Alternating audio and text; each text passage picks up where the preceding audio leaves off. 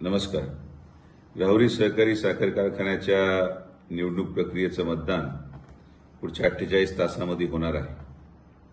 अनेक social media व व्हॉट्सअपवर बऱ्या प्रमाणात चुकीच्या बातम्या पसरवल्या जात आहेत.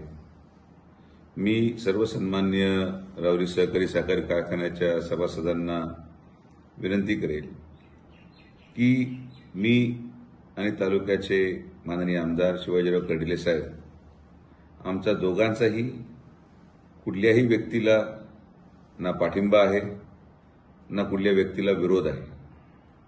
राहुरीचे सर्व सन्माननीय सभासद हे सुज्ञ आहेत.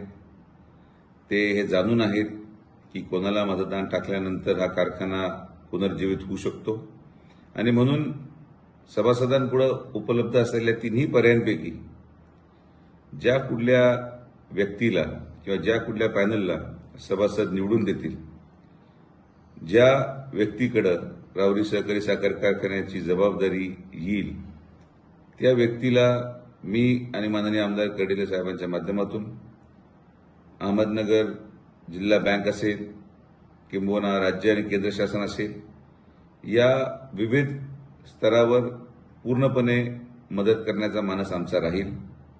आणि म्हणून मी आपल्याला परत एकदा आवाहन करेन की कुठल्याही प्रकारच्या चुकीच्या बातम्या पसरू नये, कुठल्याही प्रकारचा संभ्रम निर्माण करू नये.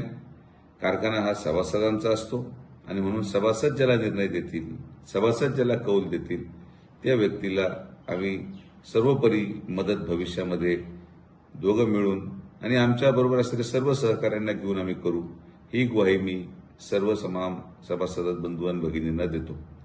त्याचबरोबर कारखान्याच्या दरम्यान घेतलेले अनेक निर्णय याची स्पष्टता मी भविष्य कालावधीमध्ये माननीय कर्डिले साहेबांच्या उपस्थितीत सर्व सभासदांचा संपर्क करून अनेक शेतकऱ्यांशी संवाद करून माझी भूमिका का घेण्यात आली किंबहुना का घेतली गेली हे निश्चित स्पष्ट करेल.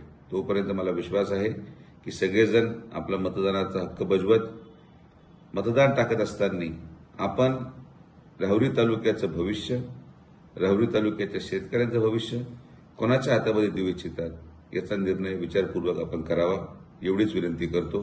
जय हिंद, जय महाराष्ट्र.